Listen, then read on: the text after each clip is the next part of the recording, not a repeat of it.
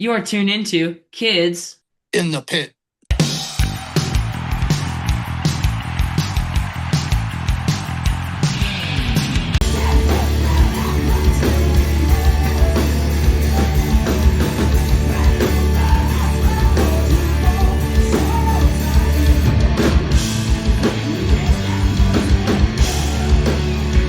Hey guys, it's Gabe from the Kids in the Pit podcast. Today I'm being joined by Chris Cresswell from the Flatliners and Hot Water Music. Thanks for joining me. You got it, buddy. It's nice to finally be here. Thanks for having Yep, me. for sure. So about 4 years ago at Fest in Gainesville, I gave you a business card for my podcast, and I think you said you had it in your wallet almost this entire time. Yep, Um, and we're finally getting this done. So thanks so much for doing it. you got it. Thank you for waiting for me to arrive on the show. Now we got some fun stuff to talk about, you For know? sure. Yep. Yeah. Yeah. All right. So first, let's talk about the Flatliners. You sing and play Okay. guitar in the band, and you started the band around my age of 14. Yep. Okay. Yep. So did someone's parents drive you guys to shows and to tour until you could drive? Yeah, we were lucky that like all of our folks, all the band members' parents were like pretty involved. I think at first maybe they thought it was like a phase. Like they're having a bit of a laugh of just like, yeah, I'll drive you to that show, da da da. And then not really realizing like how much stuff we had to bring. So there were definitely times where we had not only one set of parents, but maybe two or three driving us to shows. Yeah, we didn't get our licenses, until we were 16. And then even at that point, you still, I think I can't remember, it's been so long, but you got to, drive with your G1 license in Canada for a few months until you can get your full-blown G and drive on your own, right? So like we always had people kind of like chaperoning us around from an early age. But it was cool, man, because like they got to also see the shows and see how I think serious we were about it, even as kids, and how passionate we were about music, and that we kind of found um I don't want to say calling because that makes it seem very divine, but like we just found our passion young, and they, I think, were excited to see us acting on that. Yep, for sure. My band World of Chaos is super lucky too because my mom and our guitar player Janelle's dad both drive us, and her dad even plays bass sometimes for us. So Cool. it's awesome. So he wanted to get a new car because he had this like small car, and he bought this like minivan. So now whenever we tour in that, and it's like Cool. the gas mileage is really good. Um, and I think it's like the front two seats and then like two more rows. Yep. And there's a decent trunk, and it also has a trailer hitch. So if we need to bring like a drum kit on Perfect. tour, we can bring a trailer. Yeah, but you got options. That's the Yeah. way. Nice. For most local shows, since like they live like 30 minutes north of us, and for some shows it might just not be on the way at all. We'll just drive two separate vehicles, and we can just bring everything that way. Yep, you got a fleet in that way. That's nice. I Yep. mean, it's so helpful to just have, regardless of like at what point the band is at, what age you're at when you're starting this band or whatever. Like, it really does take a village. You know what I mean, man? So it's Yeah, having that extra help is great. It's great. Treat those for people sure. well. Yeah. Yeah. Um, so we had a 9 day tour a few weeks ago, and he was supposed to drive, but Janelle got a concussion at soccer practice. Okay. So that was like a couple days before we left too. So my mom had to drive me and my drummer in the pickup truck, and we played as a two-piece, and I split my signal into like an octave or in a bass amp. Oh yeah. Wow. Okay. Yeah. Cool. How did that go? You made the show I must go mean, on. it was all right. I don't think it was quite as good, but I would say it sounded fine. And I mean, I thought it was all right. So At least you had the forethought to split the signal and like still bring low end to the live show, because I feel like yeah, other folks in your position might just be like, well, screw it. Like that's all we can do. Like I'm here and you're here and that's what we can pull off. But yeah, you went the extra mile. It's cool. we were gonna try. I think originally we were just like gonna do just guitar and drums, and I think might be my mom that had the idea to split the signal because a Cool. band we're friends with does that because they only have one guitarist, singer, and a Okay. drummer, and we're like, wait, we can do this. So that's how Yeah. we did it. Anything's possible. I Yep. love that setback didn't just kind of derail the whole show, or at least like the morale going into it. You know what I mean? Like show must go on. Yeah, and it was some of the Yeah. best shows we've ever played. Do you know Vino's in Little Rock, Arkansas? No, Legendary venue. I've never been there. Flats. I've never played in Arkansas. Wow. I've never played in Arkansas in my time with hot water. Yeah, never played a show there. Oh, Damn. yeah. Surprising. I mean, I think Almost everywhere else, but Arkansas is one of the spots in the map without a pin in it. I would say it's like probably I bet you could squeeze 300 people in there. Cool. Um, but it's like a back room of a bar. I mean, Green Day and like Evanescence have played shows there. I'm pretty sure that's the main Okay. two that are the biggest. Cool. Um, yeah, it's pretty crazy. Years ago, and yeah, in the Yeah, of 90s. course. Yeah. Cut their But teeth there. Yeah, that's awesome. yeah, so how many states have you played in the U.S.? Okay, so it's easier to go by where I have not played. So Arkansas, um, Mississippi, Alaska, Hawaii. There's got to be more, but maybe not. Have you done the Um, Dakotas, North and yeah, South done Dakota, done both Dakotas. Yeah, done Delaware? Nebraska. Maybe no Delaware. I'm probably forgetting a show we played. I mean, at this point, it's so tough to keep it straight between not only one band that tours so much, but now two. Yeah, There's got to be a time we played Delaware, but Delaware might be one of them. So that might be bringing me up to five. There's probably more states than I realize. I mean, I'm from Canada. You know what I mean? It just gets so confusing for me. So yeah, many states. yeah. Um, I mean, there might be a little big, but like the only it sucks in Delaware because I mean it's cool here, but like there's a one big venue that has like 1,000 cap, and then the rest are record stores and like VFWs, which are still Okay. fun. Yeah, But you, if you want to see a nationally touring band, they have to be really small or pretty big. sure. And then are you, if like they're not playing where you're at, are you going to, I mean, I see you guys all the time in Pennsylvania, Yep, yep, Maryland, like anywhere close by, right? I mean, yep. Jersey's not that far, right? If you had Yeah, to, like, Jersey. I mean, yeah. Jersey's pretty big. Yep. So it can Yep. be up to it can go from like an hour to 3 hours. True. True. Um, but yeah, we tried to go to Philly, Baltimore. We were in DC for that last Yep. show. Yep. That was a good Yeah, show. yeah, for That sure. was a It was fun awesome. show. You know Hmm. what though? Those VFW halls and record stores are still such important places for shows to happen. And like it's interesting when the Flats first started, yeah, we were very young and we played a lot of community centers and stuff. You know, we were playing because we were kids, we were playing a lot of all ages shows. And I don't know if it's just that nowadays we're touring a lot and we're on the road more than we're home, at least experiencing like the scene in a city on the road rather than the scene in the city at home more often just because we're touring so much. Um, but I don't know if there like are there as many all ages shows happening like with I you mean, coming up in music now? Is that like of a bygone era? Or is that just my frame of reference because now I'm in like a club more on the road?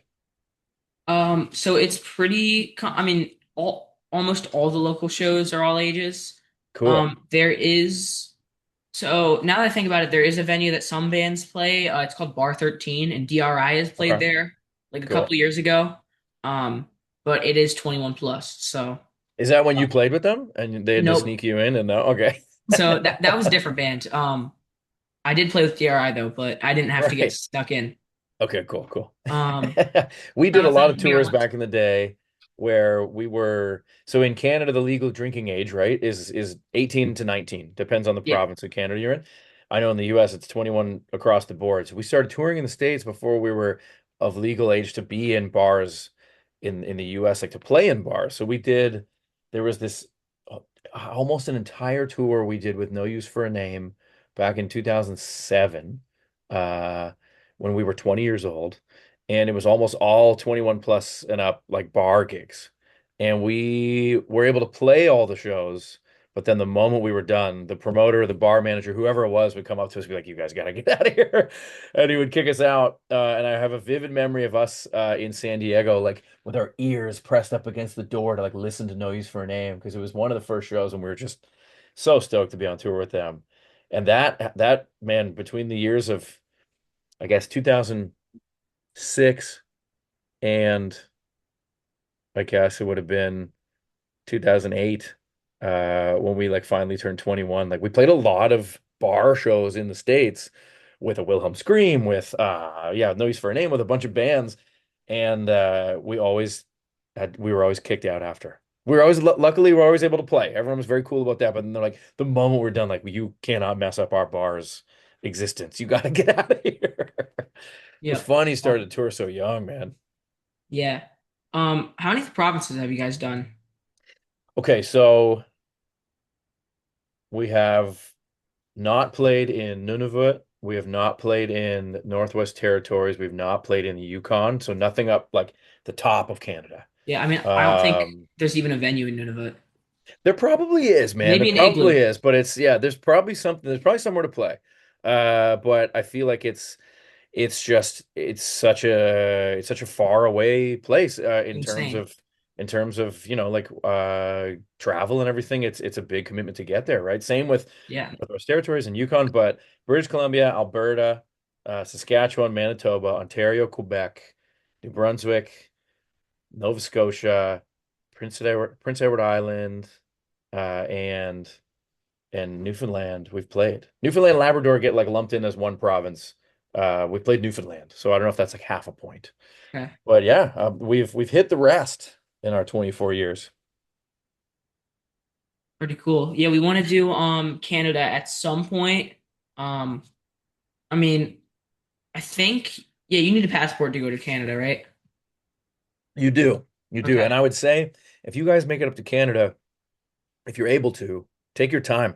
It's beautiful. You know what I mean? There's a lot of places to play. It's a huge country. You could Yeah, also second split it biggest, up. right? Yeah, you could also split it up between East Coast, kind of like, Maritimes. You could do Quebec and Ontario as one thing. You could do Western Canada as one thing. There's so much to see.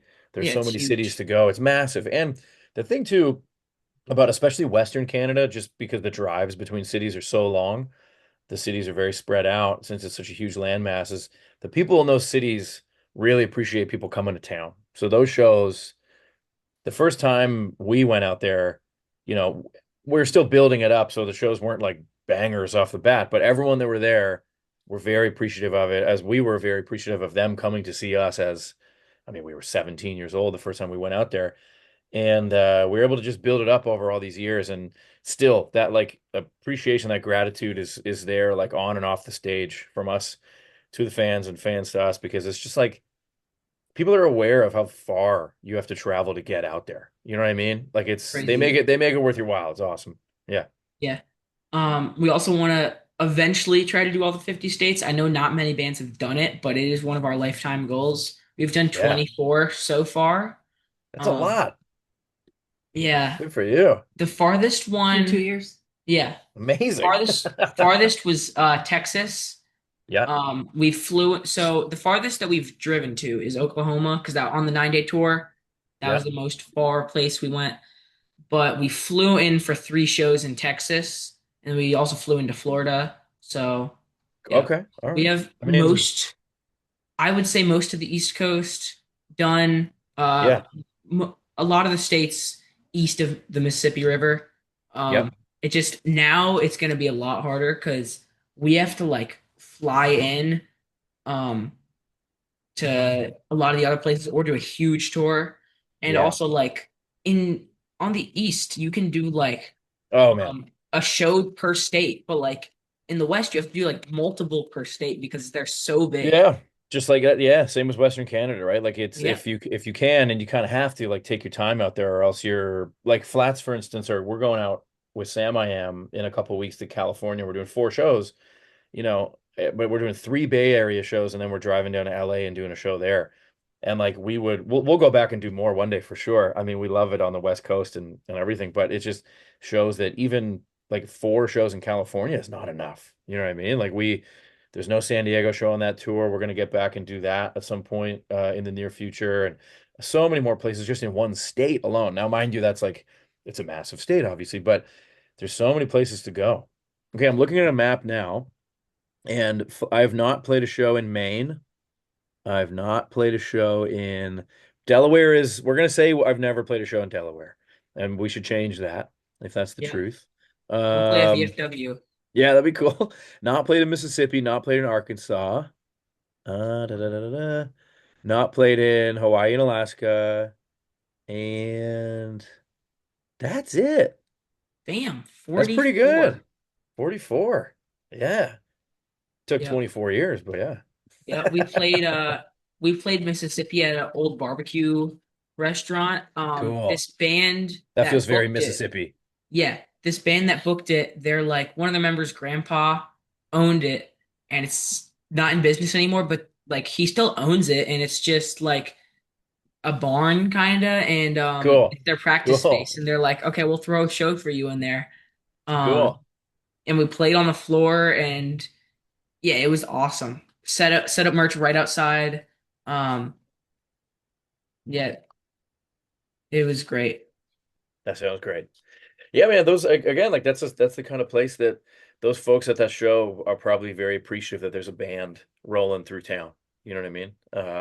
There are unfortunately these corners of the planet that like get not forgotten about because you're doing it, you're there, but get maybe overlooked sometimes. It's as someone who tours, you know, for a living at this point, like you can be as busy as you want to be. You can be busier than maybe you need to be, quote unquote, whatever. And like there's still places you're not going to get to. You know what I mean? Like you can feel like you've been on the road for 10 years straight and you haven't gotten everywhere. It's a big world as much as Yeah, it is a small world crazy. sometimes, but the number of places to go to do what we do, the list is long, man. Yeah, the list is long, which is cool, you know? Yep. Um, so did you guys miss a bunch of school as teenagers to tour? Because I'm homeschooled, but I've Hmm. decided to start school as a freshman. Yeah, that's right. So okay, so I understand that your mom's nearby right now. How do I answer this question I don't want him to responsibly? go to school. He's the one who wants to go to school. I just want to try it out. I mean, I think it's okay, good for you to try it out. if Yeah, man. if we get offered Yeah. to go on tour with like DRI or something, I'll just drop out. But You might um, not have to drop out. I mean, if they don't I'll let me, I say mean, I'll say in my experience, growing up playing shows all through high school with flats, we definitely took our Friday afternoons and Monday mornings pretty loosely with school. We played shows like every weekend at a certain point. We started the summer between grade 9 and grade 10, ninth grade and 10th grade for all you non-Canadians out there. And yeah, we basically at some point, probably by a year into the band or something like that, I feel like we were playing shows every weekend. You know what I mean? So sometimes we would get out of school pretty early on a Friday and maybe not go to school as much on a Monday as we would the rest of the week. But it was, I don't know, as much as like people would maybe hear that and think like the band, like we were getting into a bunch of trouble with the band because we're kids on the road. It actually, I feel like kept us out of trouble a lot because we were always working on songs. We were always working on, like brought t-shirts to the shows. We started doing that at a young age because all the bands we kind of came up with and started seeing on a local show level, like everyone had cool merch. Like, so that was like part of it right away for us. Um, we came up on bands like the Misfits, who are arguably like the greatest band plus merch company of all time, you know? So I don't know. It's just always like a part of there's always some stuff to keep us busy. And then also on top of all that, it was like getting to the actual show. At a certain point, once we did start driving, we would somehow just like pack all of our stuff that we needed for a show into Paul's like Volkswagen Golf somehow. We played all these shows in a Golf with four of us in the car and like amps and a drum kit somehow. It was not comfortable, but we made it work. And Paul was like the wheel man for the first couple of years. He got his license earlier than everyone else, and every band needs that. And yeah, I feel like it just like we always had like a common goal and we always had something to do. So it kind of kept us out of trouble. So even if we were kind of skipping school a little bit here and there, we weren't getting up to no good, you know? yeah, pretty cool. Have I told you about my like dumb death metal band side project? I don't know if you have. Okay, so it's called Farm Machinery, and we have a show tomorrow. Um, and tomorrow we're getting my drummer from school. He's the same drummer as World of Chaos, but yeah, Okay. we're picking him up straight from school for like an hour and a half, 2 hour drive, Pennsylvania. Oh So yeah, that should be a fun rules. show. But That's the way. yeah, picking him up right from school. Yeah. We would do that a lot. We had once we got a van, we would kind of like drive the van to school sometimes and then like rip right from school to the show we were playing that night. Lucky for us, like where we grew up in Ontario, the part of Canada we grew up in, it's similar to the northeast of the US in that like there are so many different towns so close together. It's such a densely populated area that we could like drive an hour from where we lived in our hometown, the Toronto suburb we grew up in, and then like play to a whole group of people in that town, and then the next day on Saturday drive 30 minutes down the road and play to a whole other group of people there. And it was awesome. You know what I mean? We never had to travel that far. It was a real reality check when we started touring right out of high school, where like our first tour had more days off than shows. And the idea was that we were at least going to go all the way out to the Maritimes, the Atlantic Canadian provinces, far east end of Canada, and tour back. But we like had way more days off than shows, so we spent all our money really fast and had to like we played three shows and then had to cancel the rest and go home. Damn. But I mean, that's like classic first tour hijinks. You know what I mean? Like it's good that it happened then instead of now. Because now we'd be like letting people down. Back then, no one Yeah. really knew what we were about or what we were doing. So it's just growing pains and it was fun. And it was still like we look back on that first trip pretty fondly, man, even though we like kind of pulled the chute early into it. But Yeah. we would also, once we had the van and we were out of school, all of us had like jobs, like still, right? Like we all had part-time jobs and whatever. So even in the years we toured like a lot. So there were a lot of times where we would do either like similar to what you're saying, like we'd like pick up Scott from work and like rip right to the show, or like what happened the other way around happened a lot more where like we would go off and play a weekend of shows and then I remember having to do it several times. We had to like rip back and we'd end up dropping Scott off like we drop him off at work. So he'd be like finishing a weekend of shows and then like going to work at this record store he worked at, which is kind of the dream job for a young person in a band. I'd be so down to Um, work at a record it store. was pretty sick. Him and John both worked in record stores. I worked at the same record store as Scott for one shift, maybe two shifts leading up to our first tour. And the manager of this record store, Tiff, uh, took Scott and I aside. And I'm sorry, I worked two shifts before our first tour, did the first tour, came back, and then Tiff took Scott and I aside at the shift we were working together. Scott had worked at the store for a long time at this point, honestly, like a couple of years. And she took us aside and she points to Scott and she's like, okay, you can stay. She points to me and says, you can't stay.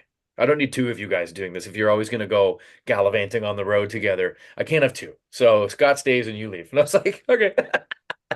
So I Funny. worked there for maybe three shifts. That might have been my third Yeah. shift there. And then she was like, you're Wow. out, dude. You can't do this. So, have like all of you guys been in the band since high school? Yeah, it's always been the four of us. That's awesome. And yeah, we started when we were 14, 15 years old. Myself, Scott, John, we were all 14. Paul's a few months older than us, so he was 15 by the time we started. And Paul grew up in a different town, but like only like half an hour away at most. Yeah, and like I met Scott the first day of kindergarten. Our moms introduced us. They were both teachers, and they met at a like a teacher conference, and so they'd already met, and they had kind of compared notes, and they figured out that their sons were both not only going to the same school, starting school the same day, but we were going to be in the same class. So they introduced us the first day of school, like this is your new friend Scott, this is your new friend Chris. And then years later, we took guitar lessons to start a band together, and that band is essentially this band.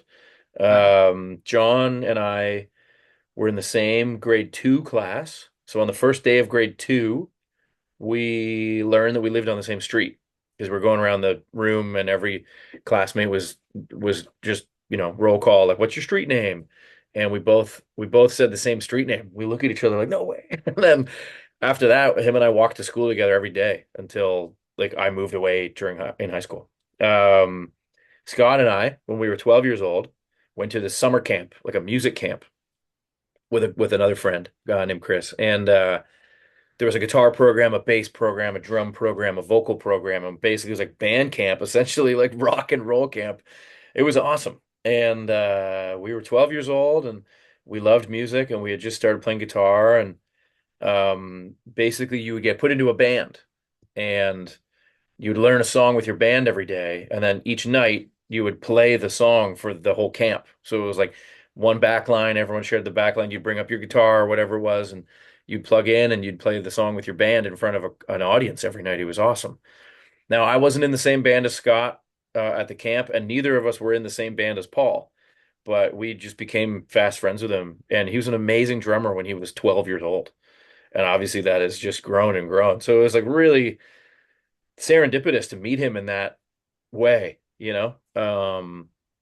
And yeah, that's how he kind of came into the fold because the rest of us had grown up together. And then we met Paul at camp and then started the band a couple years later. Wow. Do a lot of people like talk about Paul's drum setup? 'Cause I know it's very unusually high, right? The Yeah. cymbals. His cymbals are high. It's yeah, it's a kind of part of his trademark. I mean, like I think he's approaching it in a way where it's like ergonomically sound for the way he plays. He's a very precise drummer. He's an amazing drummer Yeah. that makes it look really easy, right? So like he's hitting it and he's hitting it precisely in a way that I think his stage setup, especially his cymbal setup, like helps that precision. You know what I mean? It's funny. People just like kind of don't give him grief about it, but like always have questions about it. And like we're so used to it at this point that I kind of forget that like not every drummer sets up like that. I will say, Paul and I have another band together called Melt Away, and there have been times in the studio where like I put a solo record out a few years ago where Paul played drums on a lot of it on the full band songs. And like in the studio for that kind of stuff, his like cymbals come down. And they're real low. And that's weirder for me to see Paul play his cymbals lower than it is like him rocking it up high the way he usually does. But it works for him, man. I mean, like your live routine, the ritual of it all is important, right? Like it could just be the way you have your microphone set up, right? Or Yeah. it could be I have these couple things on my amp I always have on there. You know what I mean? Like these little ritualistic things like seep into your belief that that helps your performance. And I think with what Paul does with the cymbals, it does. I think it helps him hit the cymbals the way he wants to. Yeah. It's cool. It's yeah. He figured it out at a young age, man. It's kind of cool. And you just see it blossom into this like meme almost now. Yep. People talking about his setup. Yeah, I mean, so what I do is like I play drums too, but I don't have it quite that high, but I keep my cymbals pretty high. Um, but I did take a picture of um in New Jersey. I took a picture of the drum kit like before you guys started playing once it was set up. yeah. I just took my kit and like recreated it to the picture. Oh, cool. And that was really hard like to bring my hands that high, but Okay.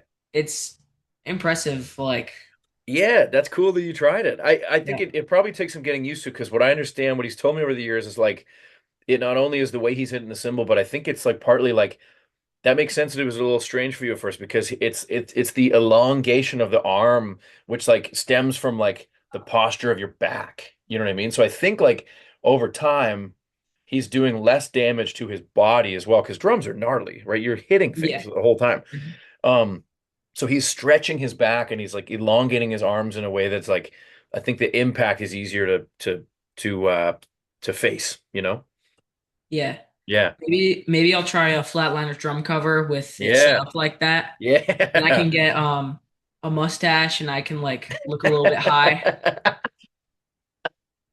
Hey man, as long as you're only looking and you know what I mean? Yeah, Yep. that's cool. Yeah. Yeah. Yeah. I love it. I love Pretty it. cool. Um the solo record is Stubbornness of the Young, right? Yeah, that's the last one. Yep. Yeah, yeah. I have it on vinyl. Cool. And I got a hat too, but somewhere in my room. So Nice. Nice. Thanks for yeah. getting it. Yeah, that was a fun one to put together, man. It was Yeah.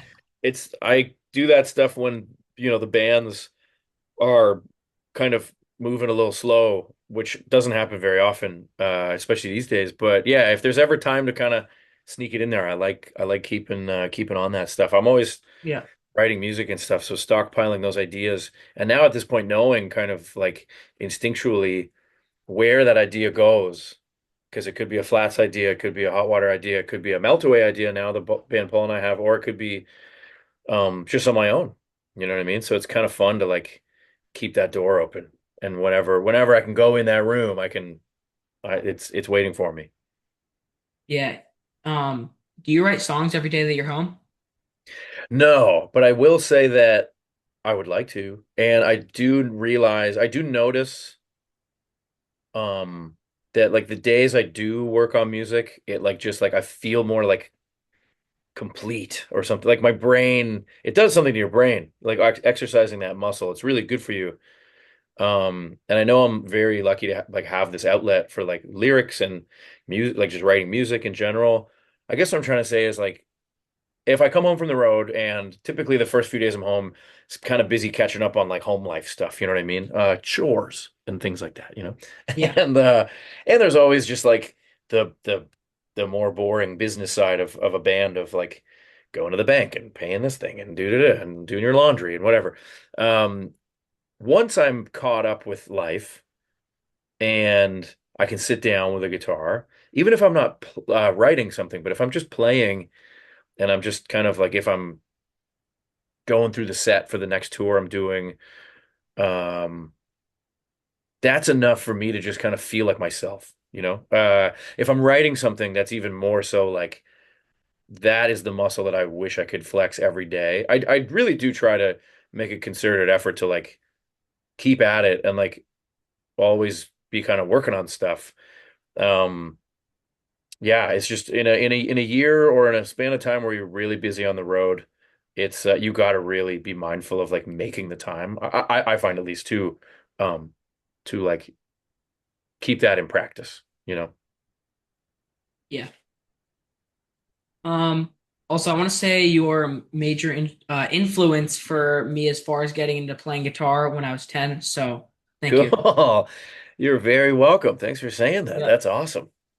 I Cool. think, yeah, I think like the new not new now, like Feel the Void, when did that come out? 2022? 22. Yep.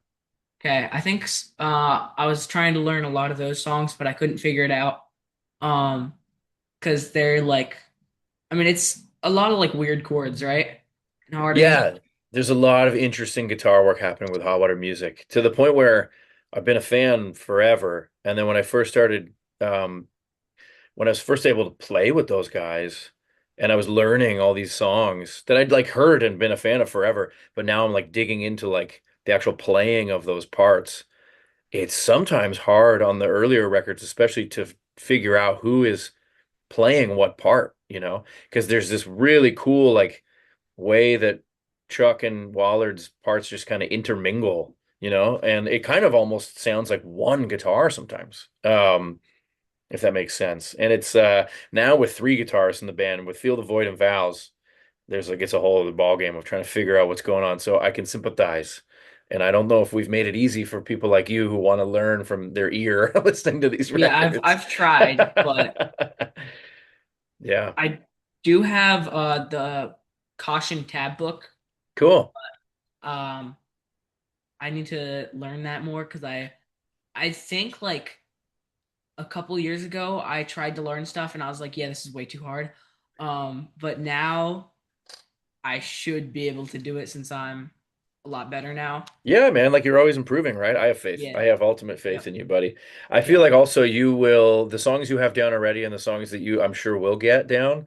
I bet you reading them from the tab book, you will be playing a more accurate version of the song than I have been playing the last few years.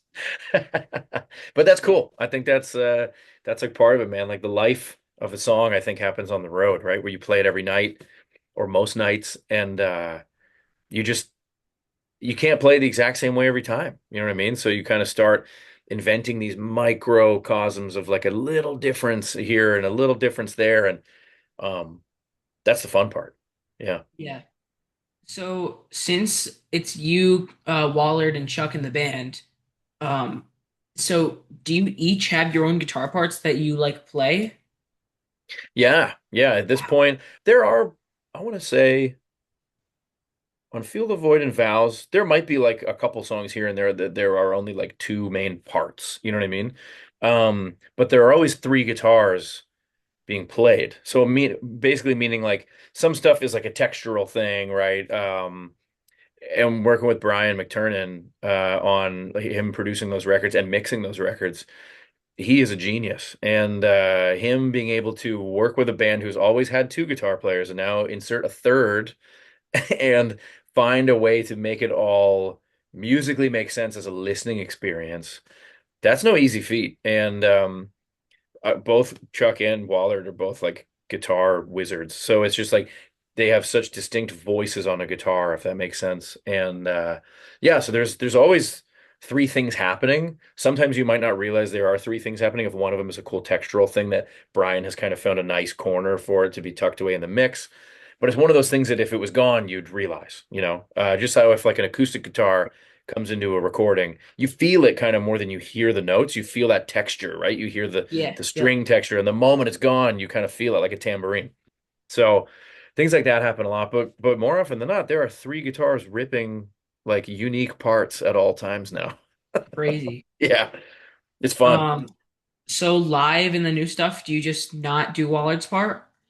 So nowadays, what happens after Hot Water Music records the records?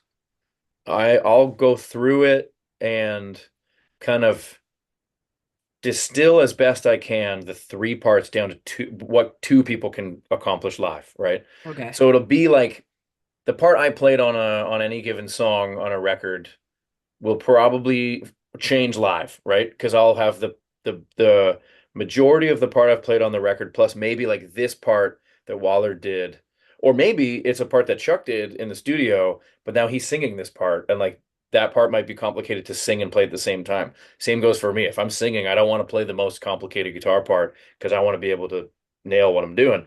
So at this point, we distill it down from three parts to two and then make sure that like no major factor, no prominent guitar part is missing, you know. And that's a trippy process, but it's really fun. And then basically like I'll kind of learn both of those parts and then go through them with Chuck and make sure like we're we're nailing the like okay, you sing this part, so you should play that part, right? Like make sure he's cool with that and that I'm cool with that and make sure everyone's comfortable with like what they're playing and singing at the same time. So it's kind of funny. Like we'll write these songs, we'll record these songs, and then we'll completely relearn these songs in a different way to play live since it's down to two guitars. But Yeah. it's awesome. Okay. It can take some time, but like it's really fun to do because it's just like at that point you know that song inside and out. You know, there's no way you can mess it up. Yeah. Yeah, yeah. Um, so my first ever time crowd surfing was during Turn the Dial when I was 10, and I think it was the first time you guys played it live That's in awesome. Philly. At on And Ground it was Hearts. yeah, it was because Brian McTernan told you it was my favorite song. Yeah, So that's true. yeah. Yeah, Yeah, thanks, buddy. Brian. Brian is the Thank you, best. Brian. Yep, yeah, he is.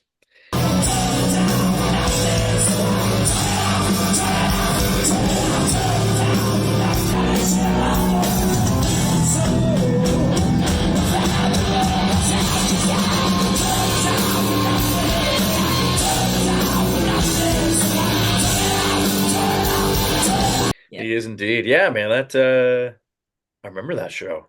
And that was you were 10? I was 10, yeah. 4 years. 4 years ago. Oh my goodness. That's insane. 2022. Oh, love it. So yeah, Hot Water Music has been one of my favorite bands ever, and the band I've seen live the most, 17 times. Wow. That's Um, incredible. so tell us some of the story of how you ended up joining the band. So we were in Gainesville, Florida at Fest, and it was the first day of Fest weekend, and the Flats were playing the show at Bo Diddley on the Friday night, the outdoor stage, the kind of main outdoor stage, whatever, at Fest. And it was going to be, oh man, there was a band before us. Oh goodness, I can't remember. But it was after, so it was a band before us, Flats, Tim Berry, Snapcase, Hot Water. Pretty amazing lineup, and we were Yeah. just stoked to be there. A week before this, we had finished a 6 week long European and UK tour where I got really sick by the end of the tour. We had to cancel a handful of shows in the UK. We did the big final London show, which was like the biggest show of the tour, but like I couldn't like push my voice at all. I couldn't scream. I couldn't like I didn't have full access to what I usually do. So we did like this stripped down full band like kind of acoustic set really, which was like really fun honestly, but wasn't the intention of what we were there to do. And after that, I went home and like I didn't speak for like a week because we had fests rolling around and like I was, had a lot of medicine in my system and I was just trying to get better. So we roll into Gainesville. I'm very nervous to play this flat show because I don't know what's going to come out of my mouth. Like I don't know if I can sing. I'm feeling better, but like it's just like fest is, it's a lot, right? You're just like in it the whole time. It's a blast, but if in that position I was like a little stressed. So that the morning of the Friday show, Paul and I go to the venue and load our stuff in, and I run into George from Hot Water Music, and he was a little frantic. He was telling me that Waller couldn't do the show that night because of some health stuff, and they were kind of scrambling to find someone to like fill in for him, or they were going to try to play as a trio, which like hot water music is a trio that's tricky. Like we were saying before, like those guitar parts are so interwoven, and there's Yeah. just each guy has such a strong identity they bring to that band, right? So you take one of them away, and it definitely like you kind of feel that. So um Georgia asked if I knew any songs. And because I had just been going through what I've been going through, I was like, I don't think I'm the guy for the job. And I'm really sorry to hear that. Like, I don't know. And then we chatted for another couple minutes. And I was like, these guys know everybody. You know what I mean? Like they'll find someone. I don't need to worry too much about it. And then George asked like what I was doing between now and the show. And I told him, I was like, man, I've been really sick, so I'm gonna go to my hotel and just kind of relax and like I gotta be good. I gotta just kind of save up my energy to make sure this flat set works out. And I mentioned I was like, I have a guitar in my room, kind of thing. You know what I mean? So I'm just gonna kind of chill. And he's like, oh, you have a guitar there? Okay, so you could maybe like I'll have Chuck send you the set list, and you could maybe go over some songs. And I was like, oh no. And before I knew it, he was like gone.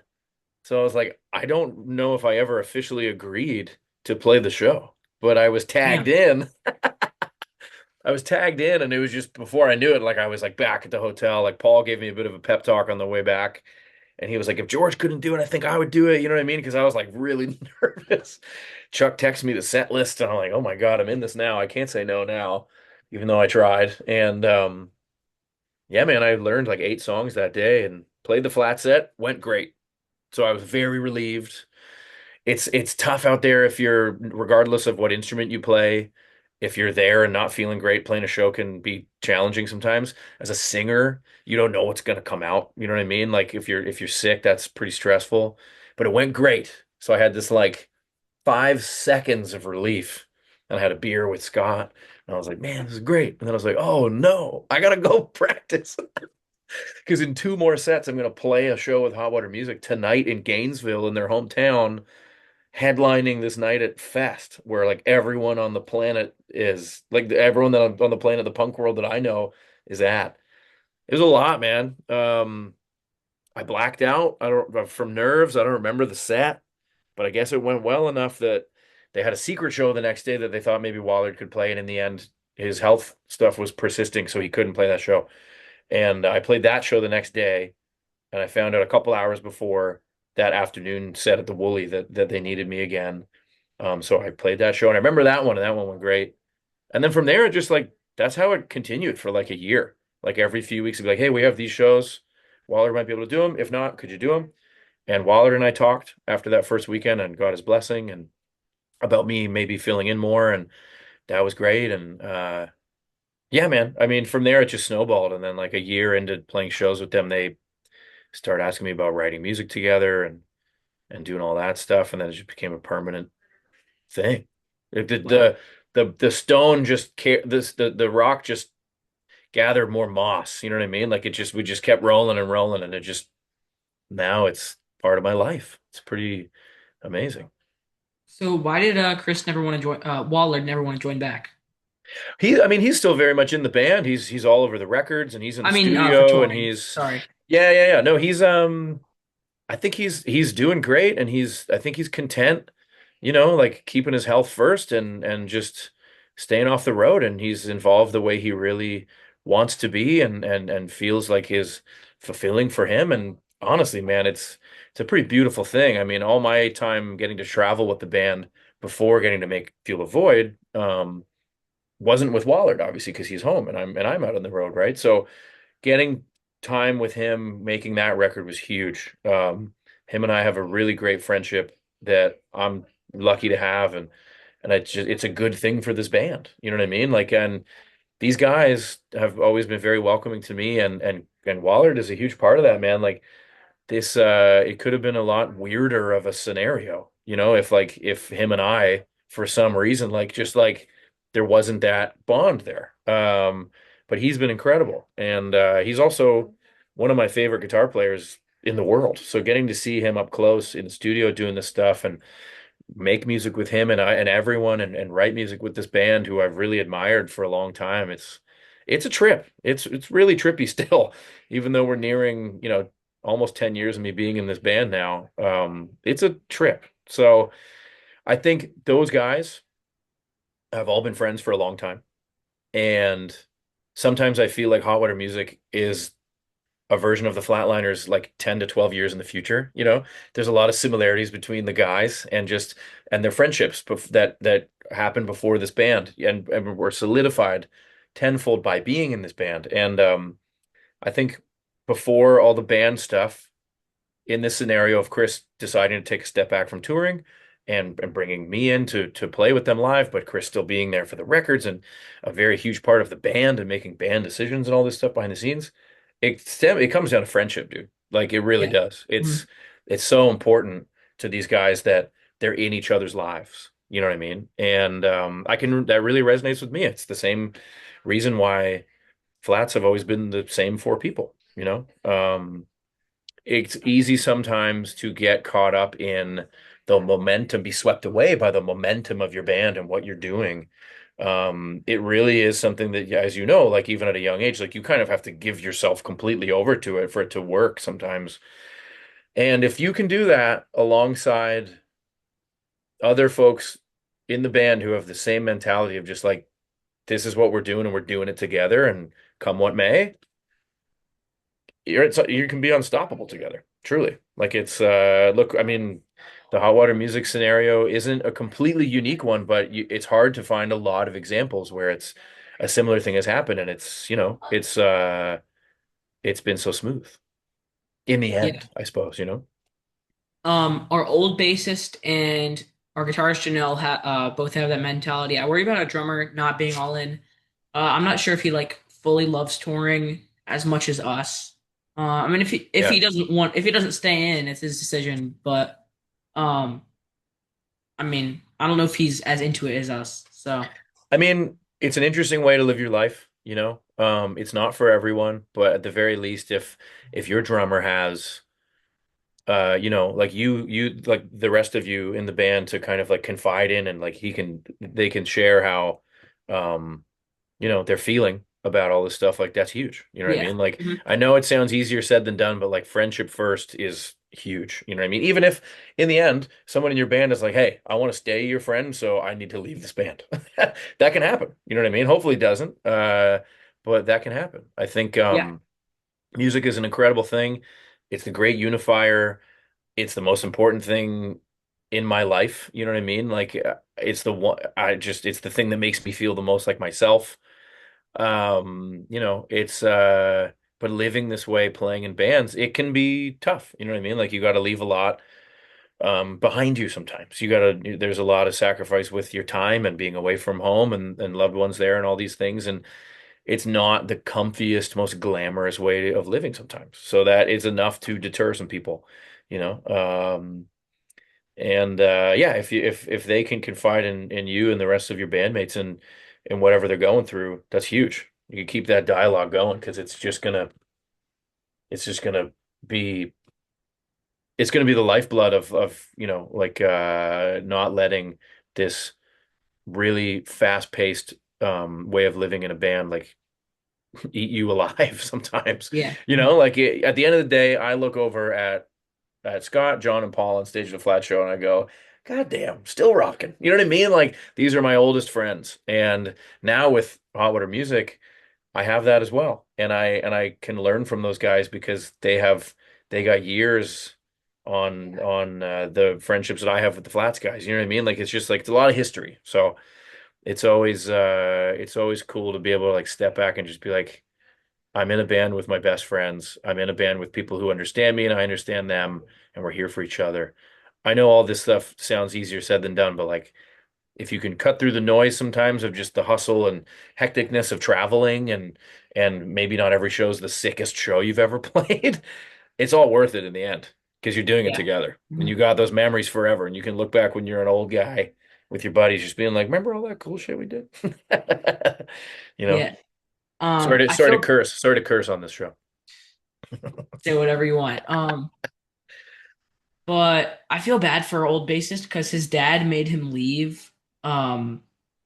Because his dad just sucks. But he is 17, Okay. so hopefully, I think what he said to me is that like once he's 18, he'll pay rent because he has like a job. I think. Okay. And if his dad lets him stay there and lets him do what he wants, doesn't control him anymore, he'll stay. But if not, he's just gonna leave. So Okay. This is your current drummer? no, bassist, ex-bassist. Oh, your old bassist. I'm Yeah, sorry. he Okay. wants. Okay. I mean, I'm still good friends with him. Cool. He does That's want to good. join back. I want him to join back because we don't really have a bassist right now. Okay. Our guitarist's dad is just filling in at the moment. Okay. But yeah, his It's a dad made him family leave. affair. Wow. Yep. Cool. Yeah. Janelle's dad like is the best. He always drives us and he plays bass and yeah, I think he's That's played guitar a cool. couple. Oh yeah, one time Janelle couldn't play, so he filled in on guitar for her. Amazing. Yeah. Amazing. But you saying that about your old bass player, maybe your future new bass player again, one day. That's what I'm talking about, man. Like you're holding that spot for them because they're your friend, because they're your homie. Yeah. You know what I mean? Like Mhm.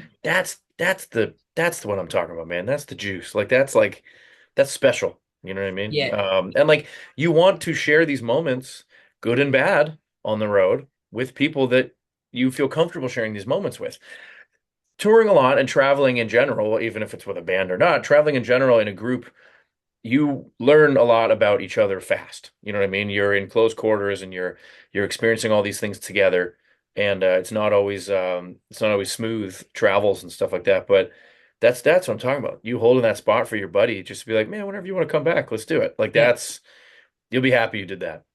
And I told him to keep practicing bass because we did have a song about it that he had the idea for because he knew that he was really bad at bass. Um, I mean, we never like made fun of him for it. We have a song on here called "Our Bass Player Sucks" right there. That's He he ruthless. he came up with the idea. He came up with it. He was like, "Hey, Okay. what if we make a song about me called Our Bass Player Sucks?" And I was like, "Hell yeah!" Um, but Okay, so they have a good sense of humor. That's cool. yeah. We love him. He's awesome. But I told him to keep practicing because I mean we're still gonna let him back in, but it would be pretty nice if he could be better because it was a little bit, it wasn't great, Gabe, you got high standards, buddy. I like it. That's good. but I That's mean, good, man. of course I'll still let him back You're in. pushing everyone. Yeah, I like it. Yeah, let him back in, but um, hoping he's a little. I mean, he'll definitely be better in like a year. He's just I mean, it remains true that if you're chipping away, if you're doing the same thing all the time, you only get yeah, better. You know what I mean? Like yeah. Like, and it's especially if it's something like you're not it's not like a task to do every day. Like playing an instrument's fun. You know what I mean? So that's an added benefit of like the thing that you should maybe try to do every day, or in my world, like I was saying before, like the thing that makes me feel the most like myself. It's not like stacking bricks and doing that. It's like I get to play guitar. You know what I mean? It's pretty amazing. It's a lot of fun. No disrespect to anyone stacking bricks because that is real work. But I am an artist who plays guitar. So yep, my frame of reference is a little different. And for your buddy, if he's into playing bass and they're wanting to get better or whatever it is, if they're just continually playing without any goal, they're gonna get better. the more they do it. It's Mhm. there for them to discover. It's great. Yeah, yeah. I did have to play bass on the album, except for our bass player sucks. He recorded on that song, and I think you can kind of hear it. But I mean, um, if of and all the then songs, that yeah, makes and sense. then we gave him a bass solo at the end, and it was like like him like just completely messing around, hitting Love it. completely random notes. Um, it's ridiculous, but it's great. So Oh, I got okay, that's cool. I gotta crank yeah. that up. That's good. Yeah. Um, but yeah, I have known him and I've known our drummer Jaden for years. Cool. He introduced Weston, our bassist, ex-bassist, he introduced us to Janelle, who was our current guitarist, because they live in the same neighborhood. Okay. Um, so yeah. But yeah, I've Love known it. Jaden. A picture of us when I was like 3 and he was 5. Wait, was 1 and Wow. 3? Your first birthday party. Really? First birthday Damn, parties. he was 3. Cool. That's 1 and 3. Damn. Okay. Cool. And That's then like one of, if not your first friend you ever made, yeah, and right? then Yeah. Wow. yeah, and then Weston I met when I was probably like Yeah, something like that. 6 or 7 or 8. Okay. Um, This sounds familiar, man. This is cool. This is yeah, cool. Yeah. That's special. That's very yeah. special. So I saw something online that you named your band after the movie, The Flatliners, but you've never watched the movie. That's correct. We've never watched it. Damn. So basically, yeah, we all were like supposed to come up with band names one night, and then I came up with one and Scott came up with one. And the one I came up with, quote unquote, was the Flatliners because I went to Blockbuster with my mom and saw it like on the aisle on the shelf. I didn't rent it that night though. I was like, that sounds cool. I'm gonna rent something else. And and everyone liked that name. The other name Scott came up with was really bad. I don't know if we'll ever reveal what it was, but I mean, we were kids, you know what I mean? Like it's at this point, it's kind of like all of us now being almost 40 years old, we're like our band name is the Flatliners. God, like, you know what I mean? Like, I know a lot of people in bands who started very young who kind of like don't love the band name they went with when they were teenagers, but that's okay. It could be a way worse name. But anyways, we started playing a bunch of shows and we just kind of like went with the name without thinking of it too much. And I feel like it was like a year or so into the band, where we're playing a bunch of shows now, and we're talking one night, and like everyone was kind of like, "I've never seen the movie." Even isn't it funny? We named the band that, and like each guy was like, "I've never seen it. I've never seen it. I've never seen it." And we thought like that is hilarious that no one has ever seen it. And at that point, we're like, "Well, what if it sucks? Like, what if this movie? Like, what if we think this movie stinks? Like, we can't have named our band after a movie we think is bad. So how do we avoid that? We never see it." So we'll have no opinion on it whatsoever. So we made a pact then and there to never watch the movie. And we never Wow. and we never have. Yeah. Wow. That's crazy. Okay. Yep. I mean, what you're saying about bad band names, so me and the drummer World of Chaos have been jamming since I was like 10 and he was 12. Um, That's cool. yeah, and like Midnight Terror. yeah, we had a really bad band, never played any shows, never released anything, but we wrote like 4 songs under the band name Midnight Terror, and it was That's a really, really wicked bad. band name. I like that name. I don't know. See, you're always your own harshest critic as well, right? Like I I can put myself in your shoes and be like, nah, that's not the one because you're always like looking for the new thing. You're improving, you're Yeah, going forward, right? Whereas that's like a thing from the past. I think Midnight Terror is cool. maybe. I think World of Chaos is a good band name, and I World of think Chaos is also Farmers. cool. I mean, also that's a sick logo, I think. I think But so too. Yeah. Yeah, that's Farm cool. Machinery, I think that's a pretty cool band name. All the songs are about farming and getting killed by farm animals and stupid stuff. I love the deeply thematic band. Yeah, that's cool. Yeah, I mean, at this point, if we went back in time to rename the band, I have no idea what we'd rename it. You know what I mean? It's not like we're sitting around with better ideas now. It is easy to look back and be like, oh, that band name's not great, but it's the one we got, you know. yeah, But it's I mean, these days it's maybe harder to name a band just because there's so many bands. It's never been easier to like get your music out there. You know what I mean? Like just in terms of like streaming and stuff like that. And Distro Kid and CD Baby and all that kind of stuff. So like a lot of stuff can exist and can be like taken in by others easier than at least it was when Flats and I were like kind of starting out. And that I think also means that like a lot of band names are taken now, you know, because there's Yep. just like so the volume is larger. Yeah. Um, I assume you know the Ergs, right? Yeah. So Mikey Erg, I had him on here, and he said it was his high school band. I don't know if he told you this, but he said that his band, the Ergs, now was originally named the Flatliners, Yep. Oh yeah. and then you guys came out, and he was like, "We can't do this." So I think by I the don't time think we he's. came out, I don't think it was because of them. oh, it wasn't? I think I they just think had it for a second and didn't like it. Oh, really? yeah. Yeah, I yeah. thought he They said they okay. were they were wiser than we were because they had the name and then I think by the time we had come out, they were already the Ergs. They'd Oh, okay, switched okay. they'd switched it, but they were like, "Oh, forget that name. We'll change it. We should have maybe done that too." But but yeah, one of the first times I met Mikey, we talked about that. So funny. And then we Yeah, spent the rest of our days to this day, whenever we see each other, comparing notes on the movie Dirty Work from Norm Macdonald because we love that movie. Um, but it's so funny to think like there could have been a world where the Ergs were the Flatliners and the Flatliners became, what if we named ourselves the Ergs? damn. Crazy. Yeah, Alternate universe. maybe there's some sort of alternate universe out there Yeah. where you guys are the Ergs. Wait, no, no, Yeah. no. The Ergs are hot water music. Hot Okay. water music. You guys are the Ergs, Yeah. and hot water music is the Flatliners. Well, I will say again, it is funny being in both the Flatliners and Hot Water Music now because I do sometimes feel like a time traveler between these bands because the Hot Water guys are 10 to 12 years older than myself and Yeah, the Flatliners guys. But like there are so many similarities between like this guy in Hot Water and that guy in Flats and this guy in Hot Water and that guy in Flats. It's really funny, man. I feel like I'm yeah. just ping-ponging between the two of the same groups of people just 10 to 12 years apart in age. It's kind Wow. of funny. Um, that's crazy. Yeah. My favorite Flatliner song is Ashes Away. Do you have a favorite Oh, Flatliner cool. song? Mine kind of changes all the time, but mine is more under the point of view of like what's the most fun to play live lately, you know? Ashes Away is a nice choice though. Deep cut. Yeah.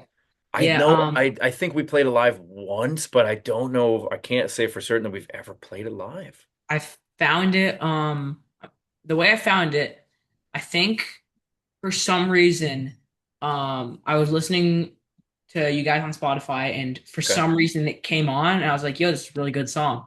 So now it's my favorite. Cool. Love it. I Yeah. feel like these days with putting the new record out, Cold World, my new favorite song to play live is Inner Peace. One of the singles we put out from the new record. It's just like it starts right away, like vocals start right away. There's no bridge really to the song. It's just like really like tight, you know what I mean? Just it's 210, I think, in total, maybe 230. Like built like a punk song. It's just fast. Yeah, it's just like everything just happens and it's really fun to play live because you can just bust it out between whatever songs you want to bust it out between, but it's a little burst of energy. Before that, for years, I mean, so it's still one of my favorites now to this day, obviously, but for years, my favorite song to play live has always been "Bury Me," which is on the same record as Ashes Away. Yep, yep. Um, just something about the groove, like the 16th note thing Paul's doing on the hi-hat, and it's so that kind of meshes perfectly with the strumming pattern that the rest of us are playing on guitars and bass, and it's just like it moves a lot, and it's like you can kind of dance to it, and it's fun. It's like a sad song that sounds really fun. Um, and yeah, for some reason, it's just all those elements like kind of add up to like a really fun live song. But like in terms of favorites, it's tough. I mean, like it's we take our time making records for a reason. We want all of us to really be able to like stand behind what we're doing. And so that means each time like we're putting out into the world what we think is our best record. You know what I mean?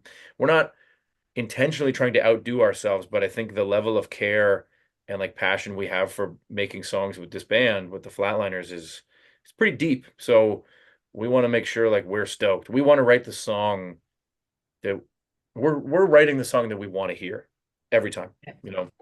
And Yeah. it's easy to fall in love with those songs when that's your intention. of just like let's Mhm. make something we want to hear that we haven't heard yet. Not suggesting we're reinventing any kind of wheel, but just like we're doing it in our way. And these days with like all these different kind of, I don't know, musical turns we've made over the years, like we're lucky that we got fans in our corner that like are just kind of down with whatever we're gonna do at this point. You know what I mean? Yeah. It's pretty special.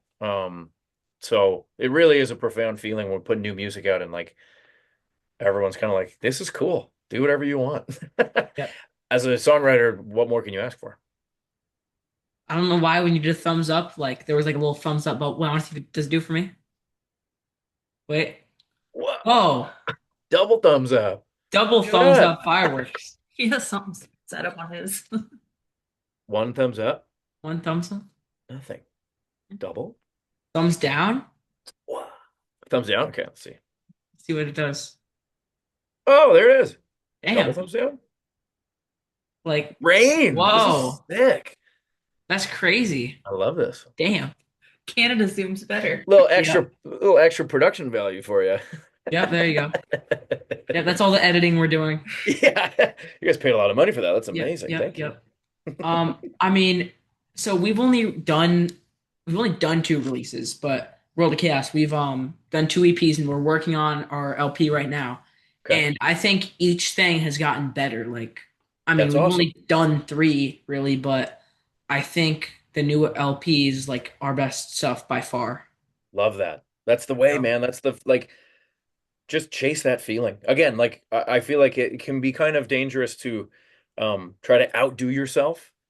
yeah, But as long as what you're doing is the thing you're the most excited about, you're on the right path. I would say that's how I've modeled my. That's how I've kind of like modeled my experience of making music from, around the age you are now.